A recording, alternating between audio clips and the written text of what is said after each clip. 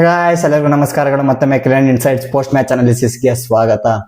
ಇವತ್ತು double header match ಸಲುವಾಗಿದ್ದು ಮೊದಲನೇ match Mumbai versus DC ಆದ್ರೆ ಎರಡನೇ ಮ್ಯಾಚ್ ಬಂದು ಜಿಟಿ ವರ್ಸಸ್ ರಾಜಸ್ಥಾನ್ ರಾಯಲ್ಸ್. ನೀವೆಲ್ಲ ಕೇಳ್ತೀರಾ ಮುಂಬೈದು ಡಿಸಿ ಇದೇನು ಬೇಕಾಗಿಲ್ಲ, ನಮ್ ಫಸ್ಟ್ ಜಿಟಿದು ಮತ್ತೆ ರಾಜಸ್ಥಾನ್ ರಾಯಲ್ಸ್ ಹೇಳ ಅಂತ. ಯಾಕಂದ್ರೆ ಅಷ್ಟು ಇಂಟೆನ್ಸಿಟಿಯಿಂದ ಇತ್ತು ಮ್ಯಾಚ್, ಅಷ್ಟೊಂದು ಕ್ಯೂರಿಯಾಸಿಟಿಯಿಂದ ಇತ್ತು, ಸಖತ್ತಾಗಿತ್ತು. ಯಾವ ತರ ಇತ್ತು ಅಂದ್ರೆ ಮ್ಯಾಚ್ ಅಟ್ಲೀಸ್ಟ್ ಬೆಸ್ಟ್ ಅಂತ ಹೇಳ್ಬೋದು. ಹೌದು, ಅಷ್ಟು ಸಖತ್ತಾಗಿತ್ತು. ಕೊನೆ ಬಾಲ್ ತನಕನು ಯಾರು ವಿನ್ ಆಗ್ತಾರಂತಾನೆ ಗೆಸ್ ಮಾಡಕ್ ಆಗಿದ್ದಿಲ್ಲ. ಆ ರೇಂಜ್ ಅಲ್ಲಿ ಆ ತರ ಪೈಪೋಟಿ, ಆ ತರ ಜಿದ್ದಾಜಿದ್ದಿ ಅನ್ನೋದಿತ್ತು. ನಾವು ನೋಡ್ತಾ ಇರ್ಬೋದು, ನೀವೆಲ್ಲ ನೋಡಿರ್ತೀರಾ. ಒಂದ್ಸಲ ಅವ್ರು ವಿನ್ ಆಗೋತಾರೆ ಕಾಣ್ತಾರೆ, ಒಂದ್ಸಲ ಇವ್ರು ವಿನ್ ಆಗ್ತಾರೆ ಅನಿಸ್ತದೆ. ಒಂದ್ಸಲ ಅವ್ರು ವಿನ್ ಆಗ್ತಾರೆ ಅನ್ಸುತ್ತೆ, ಒಂದ್ಸಲ ಇವ್ರು ಆಗ್ತಾರೆ ವಿನ್ ಅನ್ಸುತ್ತೆ. ಆ ತರ ಇತ್ತು ಮ್ಯಾಚ್, ಸಕ್ಕತ್ತಾಗಿತ್ತು. ಈ ತರ ಮ್ಯಾಚಸ್ ಇದುವರೆಗೂ ಆಗಿದೆ ಅಲ್ವಾ IPL ಮ್ಯಾಚಸ್, ಅದ್ರಲ್ಲಿ ಈ ಮ್ಯಾಚ್ ಅಟ್ಲೀಸ್ಟ್ ಬೆಸ್ಟ್ ಅಂತ ಹೇಳ್ಬೋದು. ಸಕ್ಕತ್ತಾಗಿತ್ತು ನೋಡಕ್ಕೆ. ಎಡ್ಜ್ ಆಫ್ ದ ಸೀಟ್ ಅಲ್ಲಿ ಕೂತ್ಕೊಂಡು ನೋಡಿರ್ತಾರೆ ಎಲ್ಲ, ಯಾರು ವಿನ್ ಆಗ್ಬೋದು ಅಂತ. ಆ ತರ ಇತ್ತು ಮ್ಯಾಚ್. 19th ಓವರ್ ಯಾವ ತರ ಡಿಪೆಂಡ್ ಮಾಡ್ಕೊಂಡ್ರು ಅಂದ್ರೆ ರಾಜಸ್ಥಾನ್ ರಾಯಲ್ಸ್ ಬೌಲಿಂಗು ಸಕ್ಕದಾಗಿ ಮಾಡಿದ್ರು. ಇವರು ಜೋಪ್ರಾಚಾರ್ ಎಲ್ಲ ಅದಕ್ಕೆ ಮೊದಲೇ ಎಕ್ಸ್ಪೆನ್ಸಿವ್ ಆಗಿದ್ರು. ಬಟ್ 19th ಓವರ್ 4 ರನ್ ಕೊಡ್ತಾರೆ. ಅದು ಲಾಸ್ಟ್ 12 ಬಾಲ್ ಅಲ್ಲಿ 15 ರನ್ಸ್ ಬೇಕಾಗಿರುತ್ತೆ. ಆ ಟೈಮಲ್ಲಿ 19th ಓವರ್ ಬಂದು 4 ರನ್ಸ್ ಕೊಡ್ತಾರೆ. ಮತ್ತೆ ಲಾಸ್ಟ್ ಓವರ್ ತುಷಾರ್ ದೇಶಪಾಂಡೆ. ನಾವೆಲ್ಲ ಇವರು ಅಷ್ಟೊಂದು ಚೆನ್ನಾಗಿ ಮಾಡಲ್ಲ, ಇವರು ಎಕ್ಸ್ಪೆನ್ಸಿವ್ ಆಗ್ತಾರೆ ಅಂತ ಅನ್ಕೊಂಡಿದ್ರಿ. Last over ಆಡ್ಸಿದ್ರು. ಯಾರ್ಕರ್ಗಳು ಯಾವ ತರ ಹಾಕಿದ್ರು ಅಂದ್ರೆ ಕನ್ಸಿಸ್ಟೆಂಟ್ ಆಗಿ 4 ಯಾರ್ಕರ್ ಹಾಕಿದ್ದಾರೆ. ಸಕ್ಕದಾಗ ಹಾಕಿದ್ರು. ಅವ್ರು ಹೊಡೆಯಕ್ಕೆ ಕೊಟ್ಟಿಲ್ಲ, ರನ್ ಸ್ಕೋರ್ ಮಾಡಕ್ಕೆ ಕೊಟ್ಟಿಲ್ಲ. ಲಾಸ್ಟ್ ಓವರ್ 4 ರನ್ ಕೊಟ್ಟಿದ್ದು. 6 ರನ್ ಇಂದ ಇವರು ರಾಜಸ್ಥಾನ್ ರಾಯಲ್ಸ್ ವಿನ್ ಆಯ್ತು. ಸಖತ್ ಮ್ಯಾಚ್ ಇತ್ತು. ಮೊದಲು ಟಾಸ್ ಬಂದ್ಬಿಡೋಣ. ಟಾಸ್ ವಿನ್ ಆಗಿದ್ ಬಂದು ರಾಜಸ್ಥಾನ್ ರಾಯಲ್. ಶಾಕಿಂಗ್ ಏನಂದ್ರೆ ಬ್ಯಾಟಿಂಗ್ ಆಯ್ಕೆ ಮಾಡ್ಕೊಂಡ್ರು. ನಾವೆಲ್ಲ ಚೇಸಿಂಗ್ ತಗೊಳುತ್ತೆ ಅಂದ್ರೆ, ಯಾಕಂದ್ರೆ ಟ್ರೆಂಡಿಂಗ್ ಅದೆಲ್ಲ ನಡೀತಾ ಇರೋದು. ಚೇಸ್ ಟೀಮ್ ಯಾವ್ದು ಮಾಡುತ್ತೆ ಅದೇ ಜಾಸ್ತಿ ಮ್ಯಾಚಸ್ ವಿನ್ ಆಗ್ತಿರೋದು. ಅದರಿಂದ ಚೇಸಿಂಗ್ ತಗೋತಾರ ಅನ್ಕೊಂಡ್ರೆ ಇವ್ರು ಬ್ಯಾಟಿಂಗ್ ತಗೊಂಡ್ರು. ಎಲ್ಲರಿಗೂ ಶಾಕ್ ಆಯ್ತು.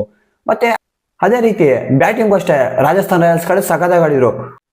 ಬ್ಯಾಟಿಂಗ್ ಆಡಕ್ ಬರ್ತಾರೆ ಓಪನಿಂಗ್ ಯಶಸ್ವಿ ಜೈಸ್ವಾಲ್ ಮತ್ತೆ ವೈಭವ್ ಸೂರ್ಯವಂಶಿ. ಯಾವ ತರ ಆಡ್ತಾರೆ ಅಂದ್ರೆ ಇನ್ನಿಂಗ್ಸ್ ಸ್ಟಾರ್ಟ್ ಸಖತ್ತಾಗಿ ಆಗುತ್ತೆ ಇವ್ರಿಗೆ. ಯಶಸ್ವಿ ಜೈಸ್ವಾಲ್ 55 ಮತ್ತೆ ವೈಭವ್ ಸೂರ್ಯವಂಶಿನೂ ಅಷ್ಟೇ 31 ಹೊಡಿತಾರೆ. ಇವರು ಯಾವ ರೀತಿ ಆಡ್ತಾ ಇದ್ರು ಅಂದ್ರೆ ಸ್ಟಾರ್ಟಿಂಗ್ ರಾಜಸ್ಥಾನ್ ರಾಯಲ್ಸ್ ಇವರು ಆಡ್ತಾ ಇದ್ದ ರೀತಿ ನೋಡಿದ್ರೆ 230 ಎಂಡ್ ಮಾಡೋ ಚಾನ್ಸಸ್ ಇತ್ತು. ಆ ರೇಂಜ್ ಅಲ್ಲಿ ಬ್ಯಾಟಿಂಗ್ ಆಡ್ತಾ ಇದ್ರು. ಧ್ರುವ್ ಜುರೇಲ್ ಅಂತೂ ಸಖತ್ತಾಗಿ ಆಡಿದ್ರು. 75 ರನ್ಸ್ ಜಸ್ಟ್ 42 ಬಾಲ್ಸ್ ಅಲ್ಲಿ ಸ್ಕೋರ್ ಮಾಡಿದ್ರು. ಮತ್ತೆ ಲಾಸ್ಟ್ ಅಲ್ಲಿ ಮತ್ತೆ ಇಟ್ಮೇರ್ ಇಂದ ಸ್ವಲ್ಪ ಕಾಂಟ್ರಿಬ್ಯೂಷನ್ ಬಂತು ಅಷ್ಟೇ. ಲಾಸ್ಟ್ ಏನು ಲೋಯರ್ ಆರ್ಡರ್ ಅಷ್ಟೊಂದೇನು ಕಾಂಟ್ರಿಬ್ಯೂಷನ್ ಬಂದಿಲ್ಲ ಇಟ್ಮೇರ್ ಬಿಟ್ಟು. ಇದೆಲ್ಲ ಮುಗಿಯೋಷ್ಟೊಳಗಡೆ 210 ಟಾರ್ಗೆಟ್ ಹಾಕಿ ಕೊಡ್ತಾರೆ. ಇನ್ನು ಬೌಲಿಂಗ್ ಹೇಳ್ಬೇಕಾ, 210 ಅಂದ್ರೆ ಎಲ್ಲಾರು ಅಷ್ಟೇ ಎಕ್ಸ್ಪೆನ್ಸಿವ್ ಆಗಿರ್ತಾರೆ. ಅದೇ ರೀತಿ ಜಿಟಿ ಬೌಲರ್ಸ್ ಪ್ರತಿಯೊಬ್ರು ಎಕ್ಸ್ಪೆನ್ಸಿವ್ ಆಗಿದ್ದಾರೆ. ಮತ್ತೆ ಈ ಟಾರ್ಗೆಟ್ ನ ಚೇಂಜ್ ಮಾಡಕಂತ ಬರ್ತಾರೆ ಸಾಯಿ ಸುದರ್ಶನ್. ಮತ್ತೆ ಗಿಲ್ ಇಲ್ಲ ಅಲ್ವಾ, ಅದರಿಂದ ಕುಮಾರ್ ಕುಶಾಗ್ರ ಅವರು ಬರ್ತಾರೆ ಓಪನಿಂಗು. ಇವ್ರು ಯಾವ ತರ ಆಡ್ತಾರೆ ಅಂದ್ರೆ ಸಾಯಿ ಸುದರ್ಶನ್ ಸಕ್ಕದಾಗ ಆಡ್ತಾರೆ. ಇವ್ರು ಆಡ್ತಾ ಇರ್ಬೇಕಾದಾಗ ಜಿಟಿ ಈಸಿಲಿ ವಿನ್ ಆಗುತ್ತೆ ಅಂತ ಅನಿಸ್ತಾ ಇತ್ತು. ಆ ತರ ಆಡ್ತಾ ಇದ್ರು ಬ್ಯಾಟಿಂಗು. ಕುಮಾರ್ ಕುಶಾಗ್ರನು ಅಷ್ಟೇ ಡೀಸೆಂಟ್ ಆಗಿ ಆಡಿದ್ರು. ಅಷ್ಟೊಂದೇನು ಜಾಸ್ತಿ ಸ್ಕೋರ್ ಮಾಡಕ್ ಆಗಿಲ್ಲ. ಜಾಸ್ ಬಟ್ಲರ್ ಅಷ್ಟೇ ಅವ್ರ ಕಡೆಯಿಂದನೂ ಮೀಡಿಯಂ ಕಾಂಟ್ರಿಬ್ಯೂಷನ್. ನೋಡಿ ಜಿಟಿ ಕಡೆ ಸಾಯಿ ಸುದರ್ಶನ್ ಒಬ್ರನ್ನ ಬಿಟ್ಟು ಅವ್ರೊಬ್ರು 73 ಹೊಡೆದಿರೋದು. ಅವ್ರನ್ನ ಬಿಟ್ರೆ ಬೇರೆ ಯಾರು ಸ್ಕೋರ್ ಮಾಡಕ್ಕಾಗಿಲ್ಲ. ಒಂಥರ ಕ್ಯಾಮಿಯೋ ರೋಲ್ ಅಂತ ಹೇಳ್ಬೋದು. ಎಲ್ರು ಸ್ವಲ್ಪ ರನ್ನ ಸ್ಕೋರ್ ಮಾಡ್ಕೊಡಿದ್ದಾರೆ. ಇದು ಜಿಟಿದು ಒಂದ್ ಸ್ಟೇಜ್ ಅಲ್ಲಿ ಈಸಿಲಿ ವಿನ್ ಆಗೋ ಚಾನ್ಸಸ್ ಇತ್ತು. ನೋಡಿದ್ರೆ ಬ್ಯಾಕ್ ಟು ಬ್ಯಾಕ್ ವಿಕೆಟ್ಸ್ ಕಳ್ಕೊಬಿಟ್ರು. ಇಲ್ಲಿ ನೋಡಿದ್ರೆ ಸಡನ್ ಆಗಿ ಟ್ವಿಸ್ಟ್, ರಾಜಸ್ಥಾನ್ ವಿನ್ ಆಗೋ ತರ ಬಂತು.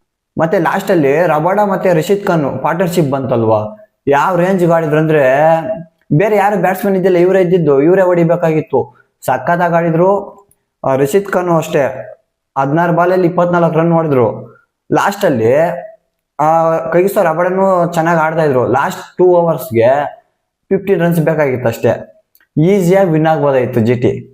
ಇವ್ ನೋಡಿದ್ರೆ ರಶೀದ್ ಖಾನ್ ಕೈಲೂ ಹೊಡೆಯಕ್ಕಾಗಿಲ್ಲ ಲಾಸ್ಟ್ 19th ಓವರು. ಮತ್ತೆ ಇವ್ರ ಕೈಲೂ 20th ಓವರ್ಸ್ ಅಷ್ಟೇ ಸಹ ಹೊಡೆಯಕ್ಕಾಗಿಲ್ಲ.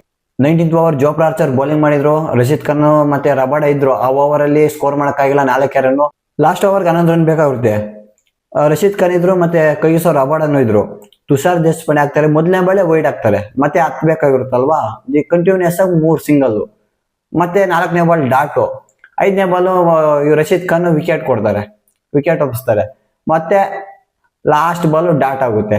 ಲಾಸ್ಟ್ 2 ಬಾಲ್ಸ್ಗೆ 7 ರನ್ಸ್ ಬೇಕಾಗಿರುತ್ತೆ. ಆಗ ರಶೀದ್ ಖಾನ್ ಔಟ್ ಆಗ್ತಾರಲ್ಲ. ಇನ್ ಲಾಸ್ಟ್ 1 ಬಾಲ್ಗೆ 7 ಬೇಕಾಗಿರ್ತದೆ. ಅವಾಗ ಡಾಟ್ ಆಗ್ತದೆ. ಯಾವ ತರ ನಾನು ನಿಜ ನಂಬ್ತಿರೋ ಬಿಡ್ತಾರೆ, ನಾನು ತುಷಾರ ದೇಶಪಾಂಡೆ ಇದನ್ನ ಡಿಫೆಂಡ್ ಮಾಡ್ಕೋತಾರೆ ಅಂತ ನಾನು ಹೋಪ್ ಕೂಡ ಇದ್ದಿಲ್ಲ ನಂಗೆ. ಯಾಕಂದ್ರೆ ಇವ್ರು ಎಕ್ಸ್ಪೆನ್ಸಿವ್ ಜಾಸ್ತಿ ಆಗ್ತಾರೆ. ಇವ್ರ ಕೈಯಲ್ಲಿ ಅಷ್ಟೊಂದು ಡಿಪೆಂಡ್ ಮಾಡಕ್ ಆಗಲ್ಲ. ಅಂತದ್ದು ಅಂಡರ್ ಪ್ರೆಷರ್ ಸಖತ್ ಎಕ್ಸಿಕ್ಯೂಟ್ ಮಾಡಿದ್ರು ಅಂತ ಹೇಳ್ಬೋದು. ಅದು ಯಾರ್ಕರ್ಸ್ ಎಲ್ಲ ಸಖತ್ತಾಗಿ ಹಾಕಿದ್ರು ಅಂತ ಹೇಳ್ಬೋದು. ಒಂಥರ ಮ್ಯಾಚ್, ಇವತ್ತಿನ ಮ್ಯಾಚ್ ಅಂತೂ ಮ್ಯಾಚ್ ಆಕ್ಟಿವ್ ಬೆಸ್ಟ್ ಅಂತ ಹೇಳ್ಬೋದು. ಸಖತ್ತಾಗಿತ್ತು. ಇವತ್ತಂತೂ ಸಾಟರ್ಡೆ ಧಮಾಕ ಅಂತ ಹೇಳ್ಬೋದು. ಈ ಮ್ಯಾಚ್ ನೋಡಿರೋರು ಸ್ವಲ್ಪ ಖುಷಿ ಪಟ್ಟಿರ್ತಾರೆ. ಈ ತರ ಮ್ಯಾಚಸ್ಗೆ ನಾವ್ ವೇಟ್ ಮಾಡೋದು, ಯಾಕಂದ್ರೆ ಒಂಥರ ಇಂಟೆನ್ಸಿಟಿಯಿಂದ ಇರುತ್ತೆ. ಒಂಥರ ಕಾಯ್ತಾ ಇರಬೇಕು, ಯಾರು ವಿನ್ ಆಗ್ತಾರೆ ಅವರ ಇವರ ಅನ್ನೋ ಕುತೂಹಲ ಇರಬೇಕು. ಆಗ್ಲೇ ಮ್ಯಾಚ್ ನೋಡೋಕ್ಕೂ ಇಂಟ್ರೆಸ್ಟ್ ಇರೋದು. ಇದು GT ಮ್ಯಾಚಿನ ರಿವ್ಯೂ ಆಗಿತ್ತು. ಮೊದಲನೇ ಮ್ಯಾಚ್ DC ವರ್ಸಸ್ ಮುಂಬೈ ಆಡ್ತಲ್ವಾ, ಅದನ್ನ ರಿವ್ಯೂ ಮಾಡೋಣ. ರಿಜ್ವಿ ಏನ್ ಬ್ಯಾಟಿಂಗ್ ಆಡಿದ್ದು, ಯಾವ ತರ ಬ್ಯಾಟಿಂಗ್ ಆಡಿದ್ರೆ ಇವತ್ತು ಮುಂಬೈ ಇಂಡಿಯನ್ಸ್ಗೆ ನೈಟ್ ಮೇರ್ ಆದ್ರು ಅಂತ ಹೇಳ್ಬೋದು. ಅವ್ರು ಹೊಡೆದಂತ ಒಂದೊಂದ್ ಶಾಟ್ ಯಾವ ತರ ಇತ್ತಂದ್ರೆ ಅವ್ರ ಕನ್ಸಲ್ಲಿ ಕೂಡ ಕಾಡುತ್ತೆ, ಆ ತರ ಶಾಟ್ಸ್ ಹೊಡೆದ್ರು. ಸಖತ್ ಬ್ಯಾಟಿಂಗ್ ಆಡಿದ್ರು. ಈ ಬ್ಯಾಟಿಂಗ್ ಪಿಚ್ ಏನು ಅಷ್ಟೊಂದು ಈಸಿ ಇದ್ದಿಲ್ಲ. ಬೇರೆ ಎಲ್ಲ ತಿಣ್ಗಾಡ್ತಾ ಇದ್ರು ಬೇರೆ ಪ್ಲೇಯರ್ಸ್ ಸ್ಕೋರ್ ಮಾಡಕ್ಕೆ. ಇವ್ರು ಸಮೀರ್ ರಿಜ್ವಿ ಅವ್ರು ಮಾತ್ರ ಇವರೇ ಒಂಥರ ಡಿಫ್ರೆಂಟ್ ಗ್ರೌಂಡ್ ಅಲ್ಲಿ ಆಡೋ ತರ ಇತ್ತು, ಇವರೇ ಡಿಫ್ರೆಂಟ್ ಪಿಚ್ ಅಲ್ಲಿ ಆಡೋ ತರ ಇತ್ತು. ಆ ತರ ಆಡಿದ್ರು ಇನ್ನಿಂಗ್ಸು, ಸಖತ್ತಾಗಿ ಆಡಿದ್ರು. ಮೊದಲಿಗೆ ಟಾಸ್ಗೆ ಬಂದ್ಬಿಡೋಣ. ಟಾಸ್ ವಿನ್ ಆಗಿದ್ ಬಂದು DC. ನಾವು ಚೇಂಜ್ ಮಾಡ್ತೀವಿ ಅಂತ ತಗೊಂಡ್ರು. ಬ್ಯಾಟಿಂಗ್ ಆಡಕ್ಕಂತ ಮುಂಬೈ ಕಡೆಯಿಂದ ರಯಾನ್ ರಿಕಾಲ್ಟನ್ ಮತ್ತೆ ರೋಹಿತ್ ಶರ್ಮಾ ಬಂದ್ರು. ಇವ್ರಿಗೆ ಇನಿಷಿಯಲ್ ಸ್ಟಾರ್ಟ್ ಅಷ್ಟು ಚೆನ್ನಾಗಿಲ್ಲ. ರಯಾನ್ ರಿಕಾಲ್ಟನ್ ಮುಖೇಶ್ ಕುಮಾರ್ಗೆ 3ನೇ ಓವರಲ್ಲಿ ವಿಕೆಟ್ ಕೊಟ್ರು. ನೆಕ್ಸ್ಟ್ ಬಂದ್ರಲ್ಲ ತಿಲಕ್ ವರ್ಮಾ, ಅದೇ ಓವರಲ್ಲಿ ಮತ್ತೆ ವಿಕೆಟ್. 3ನೇ ಓವರಲ್ಲೇ 2 ವಿಕೆಟ್ ಬಿದ್ರು. ಅದರಿಂದ ಇವ್ರಿಗೆ ಕಷ್ಟ ಆಯ್ತು. ಇವ್ರ ಪವರ್ ಪ್ಲೇ ಮುಗಿಯೋಷ್ಟೊಳಗಡೆ ಜಸ್ಟ್ 6 overs ಅಲ್ಲಿ 41 runs ಏನೋ ಇದ್ರು. ಇಲ್ಲೇ ಗೊತ್ತಾಯ್ತು ಇವರು ಪವರ್ ಪ್ಲೇ ಅಷ್ಟೊಂದು ಚೆನ್ನಾಗಿಲ್ಲ, ಇವ್ರ ಕಡೆ ಮುಂಬೈ ಕಡೆ ಬಂದಿಲ್ಲ ಅಂತ. ಹಂಗಂತ ಇವ್ರು ಬ್ಯಾಟಿಂಗ್ ಚೆನ್ನಾಗ್ ಆಡ್ಲ ಅಂತಲ್ಲ, ಗ್ರೌಂಡ್ ಪಿಚ್ ಅಷ್ಟು ಕಷ್ಟ ಇತ್ತು. ಬರ್ತಾ ಬರ್ತಾ ಫುಲ್ ಡ್ರೈ ಆಗ್ತಾ ಇತ್ತು, ಮತ್ತೆ ಸ್ಲೋ ಆಗ್ತಾ ಇತ್ತು. ಆದ್ರಿಂದ ಸಖತ್ ಕಷ್ಟ ಪಡ್ತಾ ಇದ್ರು. ಮತ್ತೆ ಸೂರ್ಯಕುಮಾರ್ ಯಾದವ್ ಬಂದ್ರು. ಸೂರ್ಯಕುಮಾರ್ ಯಾದವ್ ಮತ್ತೆ ರೋಹಿತ್ ಶರ್ಮಾ ಸ್ವಲ್ಪ ಇನ್ನಿಂಗ್ಸ್ ಬಿಲ್ಡ್ ಮಾಡಿದ್ರು ಅಂತ ಹೇಳ್ಬೋದು. ಪಾರ್ಟ್ನರ್ಶಿಪ್ ಒಂದು 50 ಸಮಥಿಂಗ್ ಏನೋ ಪಾರ್ಟ್ನರ್ಶಿಪ್ ಅವ್ರ ಕಡೆಯಿಂದ ಬಂತು. ರೋಹಿತ್ ಶರ್ಮಾನು 35 ಅಷ್ಟೇ ರನ್ ಸ್ಕೋರ್ ಮಾಡಕ್ಕಾಗಿದ್ದು, ಅವರು ಔಟ್ ಆದ್ರು. ಮತ್ತೆ ಸೂರ್ಯಕುಮಾರ್ ಯಾದವ್ ಹೇಳಿದ್ನಲ್ಲ ಒಂದು 50. ಮತ್ತೆ ಲೋಯರ್ ಆರ್ಡರ್ ಸ್ವಲ್ಪ ಕಾಂಟ್ರಿಬ್ಯೂಷನ್ ಬಂತು, ಚಿಕ್ಕ ಕಾಂಟ್ರಿಬ್ಯೂಷನ್ ಬಂತು. ಯಾರ ಕಡೆ ನಮಂದಿರ್ ಇರ್ಬೋದು, ಮಿಚಲ್ ಸ್ಯಾಂಡ್ನರ್ ಇರ್ಬೋದು, ಬಾಷ್ ಇರ್ಬೋದು, ಇವ್ರ ಕಡೆಯಿಂದ ಸ್ವಲ್ಪ ಕಾಂಟ್ರಿಬ್ಯೂಷನ್ ಬರ್ತಾ ಇದ್ದಂಗೆ 62-6. ಇದೇನು ಅಂತ ಓವರ್ ಸ್ಕೋರ್ ಅಂತ ಹೇಳಕ್ಕಾಗಲ್ಲ, ಅಷ್ಟೊಂದು ಲೋಯೆಸ್ಟ್ ಸ್ಕೋರ್ ಅಂತ ಹೇಳಕ್ಕಾಗಲ್ಲ. ಈ ಗ್ರೌಂಡ್ ಅಲ್ಲಿ ಒಂದು ರೇಂಜ್ಗೆ ಕಾಂಪಿಟೇಟಿವ್ ಸ್ಕೋರ್ ಅಂತಾನೆ ಹೇಳ್ಬೋದಾಗಿತ್ತು. ಇವ್ರ ಕಡೆ ಇನ್ನು ಮುಖೇಶ್ ಯಾದವ್ 2 ವಿಕೆಟ್ ತಗೊಂಡ್ರಲ್ಲ. ಮತ್ತೆ ಇನ್ನ ಎಲ್ಲರಿಗೂ ವಿಕೆಟ್ ಬಿದ್ದಿದೆ ಎಕ್ಸೆಪ್ಟ್ ಕುಲ್ದೀಪ್ ಯಾದವ್. ಇವತ್ತು ಎಕ್ಸ್ಪೆನ್ಸಿವ್ ಆಗಿರೋದು ಯಾರಂದ್ರೆ ಕುಲ್ದೀಪ್ ಯಾದವ್ ಒಬ್ಬರೇ DC ಕಡೆ. ಇನ್ನೆಲ್ಲರೂ ಸಖತ್ತಾಗಿ ಬೌಲಿಂಗ್ ಮಾಡಿದ್ದಾರೆ, ಎಕನಾಮಿಕ್ ಆಗಿ ಬೌಲಿಂಗ್ ಮಾಡಿದ್ದಾರೆ ಡೆಲ್ಲಿ ಕಡೆ. ಇದನ್ನು ಚೇಂಜ್ ಮಾಡಕ್ಕಂತ DC ಬ್ಯಾಟರ್ಸ್ ಬರ್ತಾರೆ, KL ರಾಹುಲ್ ಮತ್ತೆ ನಿಶಾಂಕ. ಇವ್ರಿಗೂ ಅಷ್ಟೇ, DCಗೂ ಅಷ್ಟೇ ಇನಿಷಿಯಲ್ ಸ್ಟಾರ್ಟ್ ಸರಿಯಾಗಿ ಆಗಿಲ್ಲ. ಮೊದಲನೇ ಓವರಲ್ಲಿ KL ರಾಹುಲ್ ಔಟ್ ಆದ್ರು ದೀಪಕ್ ಚಹರ್ಗೆ. ಮತ್ತೆ 2ನೇ ಓವರಲ್ಲಿ ಸಾಲಿತ್ Nitish Rana run out, Bumrah direct hit ಹೊಡೆದ್ರು. ಅದರಿಂದ ನಿತೀಶ್ ರಾಣಾ ಔಟ್ ಆಗೋದ್ರು. DC ಸ್ಟಾರ್ಟಿಂಗ್ ಅಲ್ಲೇ ಸ್ವಲ್ಪ ಡೌಟ್ ಹೊಡಿತು, ಇವ್ರೇನೋ ಕಷ್ಟ ಇದೆ, ಮ್ಯಾಚ್ ವಿನ್ ಆಗಲ್ಲ ಅನ್ಬಿಟ್ಟು.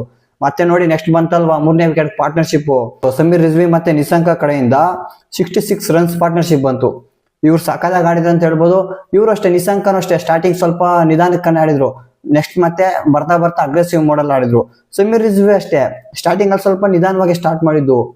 ನೆಕ್ಸ್ಟ್ 10ನೇ ಓವರ್ ಆದ್ಮೇಲೆ ನೋಡಿ ಬಾಸ್ಕ್ ಓವರ್ ಇಂದ ಸ್ಟಾರ್ಟ್ ಮಾಡ್ಕೊಂಡ್ರು. ಯಾವ ರೇಂಜ್ ಓಡಿದ್ರು ಅಂದ್ರೆ ಯಪ್ಪ, ಸಖತ್ ಬ್ಯಾಟಿಂಗ್ ಆಡಿದ್ರು ಅಂತ ಹೇಳ್ಬೋದು. ಒಂಥರ ಮುಂಬೈ ಇಂಡಿಯನ್ಸ್ ದಂಗಾಗ್ಬಿಟ್ಟಿರ್ತಾರೆ ಆ ತರ ಬ್ಯಾಟಿಂಗ್ ಆಡಿದ್ರು. ಏನ್ ಇವ್ರು ಈ ತರ ಆಡ್ತಾ ಇದ್ರಲ್ಲ, ಬೇರೆ ಬ್ಯಾಟರ್ಸ್ ಎಲ್ಲ ಸಖತ್ ಕಷ್ಟ ಪಡ್ತಾ ಇದ್ವಿ ಗ್ರೌಂಡ್ ಅಲ್ಲಿ. ಬಟ್ ಇವ್ರು ನೋಡಿದ್ರೆ ಡಿಫ್ರೆಂಟ್ ಬೀಸ್ಟ್ ತರ ಆಡ್ತಾ ಇದಾರೆ. ಇವ್ರಿಗೆಲ್ಲ ಸಖತ್ ಒಂಥರ ದಂಗೆದೋಗ್ಬಿಟ್ಟಿದ್ರು ಮುಂಬೈ ಇಂಡಿಯನ್ಸ್. ಬೌಲರ್ಸ್ ಅಷ್ಟೇ, ಯಾವ ಬೋಲ್ ಆಗ್ಬೇಕಂತಾನೆ ಗೊತ್ತಾಗ್ತಾ ಇಲ್ಲ, ಆ ರೀತಿ ಶಾರ್ಟ್ಸ್ ನ ಹೊಡಿತಾ ಇದ್ರು ಅವರು. ಒಂಥರ ಬೌಲರ್ಸ್ ಅಷ್ಟೇ ತಲೆ ಕೆಡ್ಸ್ಬಿಟ್ಟಿದ್ರು, ಅವರೇ ತಲೆ ಕೆಟ್ಕೊಬಿಟ್ಟು ಇವ್ರಿಗೆ ಹಾಕೊಡ್ತಾ ಇದ್ರು ಅಂತ ಹೇಳ್ಬೋದು. ಹೌದು, ಇನ್ನ ಆ ತರ ಶಾರ್ಟ್ಸ್ ಹೊಡಿತಾ ಇದ್ರಿ ಅಂತ ಯಾವ್ದೇ ಬೌಲರ್ ಆಗ್ಲಿ, ಇವ್ರ ಏನ್ ಗುರು ಎಲ್ಲಿ ಹಾಕಿದ್ರು ಬಾಲ್ ಹೊಡಿತಾವನೆ ಅಂತ ಹೇಳ್ಬಿಟ್ಟು ಅವರು ಒಂಥರ ಇದಾಗ್ಬಿಟ್ಟು ಎಲ್ಲಂದ್ರಲ್ಲಿ ಹಾಕ್ಬಿಟ್ಟು ಅಂತೂ ನಾಯಿ ಪಿಡಿ ಚಿಚ್ಚಿ ಬಿಸಾಕ್ಬಿಟ್ರು ಸಮೀರ್ ರಿಜ್ವಿ ಅಂತೂ. ಇವ್ರದೇ ಮೇನ್ ಕಾಂಟ್ರಿಬ್ಯೂಷನ್, ಡೆಲ್ಲಿ ವಿನ್ ಆಗ್ಬೇಕಂದ್ರೆ ಇವ್ರದೇ ಮೇನ್. ಇಲ್ಲಾಂದ್ರೆ ಇವ್ರೇನಾದ್ರು ಸ್ಟಾರ್ಟಿಂಗ್ ಅಲ್ಲೇ ವಿಕೆಟ್ ಏನಾದ್ರು ಕಳ್ಕೊಂಡಿದ್ರೆ ಸಖತ್ ಕಷ್ಟ ಹೋಗ್ಬೇಕು. ನೆಕ್ಸ್ಟ್ ಬರೋ ಡೇವಿಡ್ ಮಿಲ್ಲರ್ ಇರ್ಬೋದು, ಸ್ಟೆಪ್ಸ್ ಇರ್ಬೋದು, ಅದು ಹೇಳಕ್ ಆಗ್ತಾ ಇದ್ದಿಲ್ಲ ಏನಾಗ್ತಾ ಇತ್ತು ಅಂತ. ಮೇನ್ ಅವಾಗ ಪಾರ್ಟ್ನರ್ಶಿಪ್ ಬೇಕಾಗಿತ್ತು, ಸಖತ್ ಪಾರ್ಟ್ನರ್ಶಿಪ್ ಕೊಟ್ರು ಇಬ್ರು. ಸಖತ್ ಬ್ಯಾಟಿಂಗ್ ಆಡಿದ್ರು ಅಂತಾನೆ ಹೇಳ್ಬೋದು. ಸಮೀರ್ ರಿಜ್ವಿ 90 ಹೊಡೆದು ಔಟ್ ಆದ್ರು. ಇದು ಒಂಥರ ಇವ್ರಿಗೆ 100 ಮಾಡ್ಕೊಳ್ಳೋ ಚಾನ್ಸಸ್ ಇತ್ತು, ಬಟ್ ಅವ್ರ ಕೈಯಲ್ಲಿ ಆಗ್ಲಿಲ್ಲ. ಬಟ್ ಆದ್ರೂ 90 ಒಂಥರ ವ್ಯಾಲ್ಯೂ, 100-90 ತೂಕ ಹಾಕಿದ್ರೆ ಆ 100ಗಿಂತ ವ್ಯಾಲ್ಯೂ ಅಂತ ಹೇಳ್ಬೋದು 90. ಯಾಕಂದ್ರೆ ಈ ಗ್ರೌಂಡ್ ಅಲ್ಲಿ 50 ಹೊಡೆಯೋದೇ ಕಷ್ಟ ಆಗ್ತಾ ಇತ್ತು, ಅಂತದ್ರಲ್ಲಿ 90 ಹೊಡೆದಾರಂದ್ರೆ ಇದು ಒಂಥರ ಗ್ರೇಟ್ ಇನ್ನಿಂಗ್ಸ್ ಅಂತ ಹೇಳ್ಬೋದು ಸಮೀರ್ ರಿಜ್ವಿದು.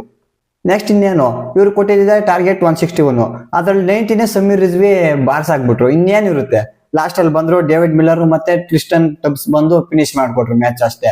ಒಂಥರ ಡಿಸಿಗೆ ಕನ್ವಿನ್ಸಿಂಗ್ ವಿಕ್ಟರಿ ಅಂತಾನೆ ಹೇಳ್ಬೋದು. ಹೌದು, ಸ್ಟಾರ್ಟಿಂಗ್ ಅಲ್ಲಿ ಸ್ವಲ್ಪ ಕಷ್ಟಪಟ್ರು ಅಷ್ಟೇ. ನೆಕ್ಸ್ಟ್ ಮತ್ತೆ ಸಮೀರ್ ರಿಜ್ವಿ ನಿಶಾಂಕ ಪಾರ್ಟ್ನರ್ಶಿಪ್ ಬಂತಲ್ವಾ, ಅಲ್ಲೇ ಗೊತ್ತಾಗೋಯ್ತು ಓ ಇದು ಈಸಿಲಿ ಡಿಸಿ ವಿನ್ ಆಗುತ್ತೆ ಅಂತ. ಅದೇ ತರ ಆಯ್ತು. ಲಾಸ್ಟ್ ಅಲ್ಲಿ ಬಂದು ಟ್ರಿಸ್ಟನ್ ಸ್ಟಬ್ಸ್ ಮತ್ತೆ ಮಿಲ್ಲರ್ ಮ್ಯಾಚ್ ನ ಫಿನಿಶ್ ಮಾಡ್ಕೊಟ್ರು. ಒಂಥರ ಡಾಮಿನೇಟ್ ಅಂತ ಹೇಳಕ್ಕಾಗಲ್ಲ, ಒಂಥರ ಕನ್ವಿನ್ಸಿಂಗ್ ವಿಕ್ಟರಿ ಅಂತ ಹೇಳ್ಬೋದು ಡಿಸಿಗೆ. ಇದು ಇವತ್ತಿನ ಪೋಸ್ಟ್ ಮ್ಯಾಚ್ ಅನಾಲಿಸಿಸ್ ಆಗಿತ್ತು. ವಿಡಿಯೋ ಇಷ್ಟ ಆಗಿದೆ ಅನ್ಕೋತೀನಿ. ವಿಡಿಯೋ ಇಷ್ಟ ಆಗಿದ್ರೆ ಲೈಕ್ ಮಾಡಿ, ಶೇರ್ ಮಾಡಿ. ಯಾರ್ಯಾರು ಸಬ್ಸ್ಕ್ರೈಬ್ ಮಾಡ್ಕೊಳ್ಳಿ ವಿಡಿಯೋ ನೋಡ್ತಾ ಇದ್ದೀರೋ ಸಬ್ಸ್ಕ್ರೈಬ್ ಮಾಡ್ಕೊಳ್ಳಿ ಅಂತ ಹೇಳ್ತಾ ಮತ್ತೆ ಸಿಗೋಣ ಮುಂದಿನ ವಿಡಿಯೋದಲ್ಲಿ. ಅಲ್ಲಿ ತನಕ ಇವಾಗ ಟೇಕ್ ಕೇರ್, ಬಾಯ್.